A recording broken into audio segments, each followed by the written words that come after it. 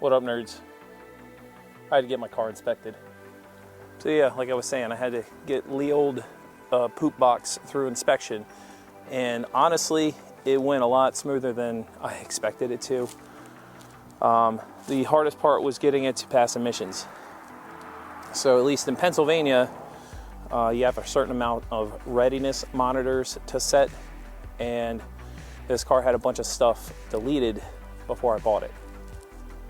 Like the leak detection pump, the Evap solenoid, and then I deleted the EGR because I thought I was going to have my Mopar computer back.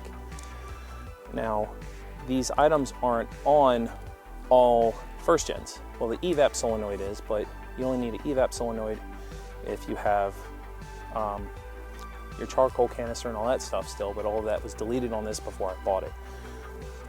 Honestly, I didn't have time to locate all of the parts to get this to pass emissions correctly.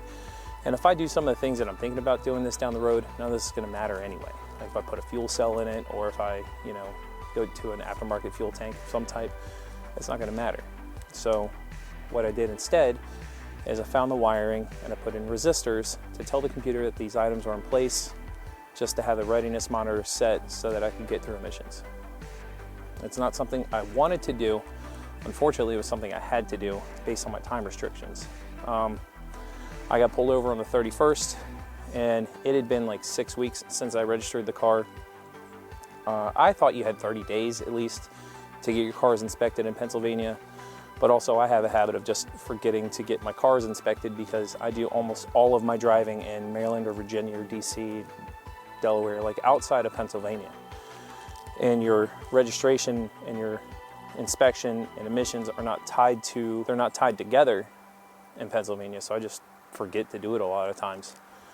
I travel a lot for work, I'm not home a lot, so it just slips my mind. But I was reminded by an officer in the township I live in. So anyway, I got it done. I took it to a shop, had it inspected. So anyway, here's what I did. First, I went to Micro Center and I got this pack of resistors for $8. And I'm going to have resistors for the rest of my entire life because I don't really use them that often. And then I found the connectors that I needed. Snipped the connectors off, and I did not solder anything. I simply stripped the ends of the wires, wrapped them around it, and taped them up because all of this is a temporary solution. Eventually, I'm going to cut back the wiring and hide it a little bit better. I just had to do what I had to do to get it through. So right down here, this is the wiring for the leak detection pump, and I use the green wire with a white stripe, which is the 12-volt feed, and then the white wire with the lime green stripe. At first I tried a 50 ohm resistor, but I ended up with a 1000 ohm resistor on there. Then this is the Evap solenoid wiring. It also has a green wire with a white stripe. Then it has a pink wire with a black stripe. And that one has a 50 ohm resistor on it. And again, these wires are just stripped, the ends of the resistors are wrapped around it, and then they are taped up so that nothing is arced. Over here, same story with the EGR. EGR has a blue wire with a white stripe, and then I believe a brown wire with a yellow stripe. EGR used a 1000 ohm resistor. Same story there. I just wrapped it around there and did it. I did that mainly because my connectors were in really bad shape. Otherwise, I would have plugged them in and taped them up. Now for the downstream oxygen sensor, the car has a cat, but it's been relocated, and the downstream oxygen sensor will not reach past the catalytic converter. Now the oxygen sensors on Neons, they're narrowband, and they just go lean rich, lean rich, lean rich, faster than really we could comprehend. And the computer just looks for a different signal between the two. If it sees the same signal or almost the same voltage, it will say, okay, the catalytic converter is not working, and it'll throw a code. So what I did is I put a 1 mega ohm resistor on the signal wire for the downstream oxygen sensor, and that changed the voltage signal enough, tricked the computer into thinking that it was behind the catalytic converter. And I couldn't get the O2 sensor out, and the O2 sensor is actually dead. So I tied its signal into the upstream oxygen sensor. and it was just enough to get me through emissions. Using the resistors, the car will set 5 readiness monitors for a driving pattern, but if you drive between 55 and 65 on the highway for more than 15 minutes, it'll throw a check engine light for EGR functionality. So what I did is I drove around, let the car warm up, let it cool off, and then I drove all back roads up to where I got the car inspected so that it would not set EGR functionality. I drove kind of like a dingus up there, you know, lots of throttle input, accelerated quickly, just so that I could get the car there without setting the EGR off. So I had 5 readiness monitors set. I had 2 that were not set. As soon as I left there, I hit the highway again, and it set the EGR off. At this point, it now has 3 codes. 2 of them are for the leak detection pump. 1 of them is for the EGR. But once I get my Mopar computer back, it's actually a 97 computer. It won't have leak detection pump functionality, and it won't have EGR functionality. So the car's not gonna have any codes once I get my Mopar computer back. In the meantime, I also had to fix a rear wheel stud, which involved me having to heat it with a torch and then pound it out with a hammer and then put the new one in with a sacrificial lug nut and my impact gun. That didn't take me too long to get done. That was just an hour in the afternoon. And then it also had a really bad coolant leak.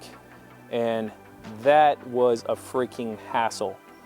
The water inlet for the water pump, the design for them changed in 2003, and I didn't know this. So I went and bought a new gasket for the existing one. I tried to change it, and it wouldn't fit. I tried spraying it with lubricant, I tried yelling at it, and it just wouldn't fit. So I actually had to go get a whole new inlet tube, and then I tried putting that one on and it wouldn't fit. It was actually slightly too long, and it was slightly too large in diameter. So I ended up having to shape it with an angle grinder and some sandpaper, and that took me probably about an hour and a half.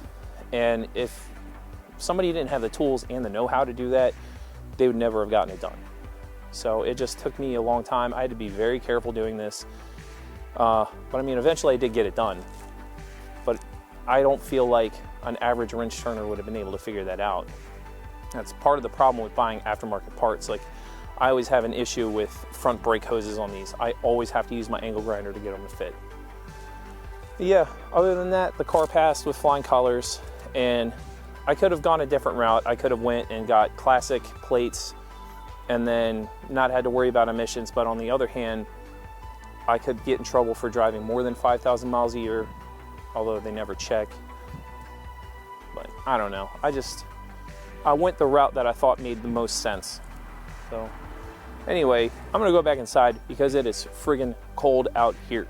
But so far, I've put probably 8,000 miles on this thing since I bought it. I put it on the, not since I bought it, but I put it on the road November 15th. It is January 15th. So in 2 months, I put 8,000 miles on it. That counts, that tracks. So yeah, this has been a great car. I really want to do a mileage test, miles per gallon test, and see what actual miles per gallon I can get with this. I think that if I was to do the dead speed limit, 65 miles an hour, down Route 70 or something, it would probably get in mid 40s, no problem. But anyway, you know, pay attention to your local laws. Please get your cars inspected. Don't give the police a reason to pull you over. It's a hassle for you, it's a hassle for them, and then you're scrambling around trying to find a favor from somebody to get you in last minute to get your car inspected.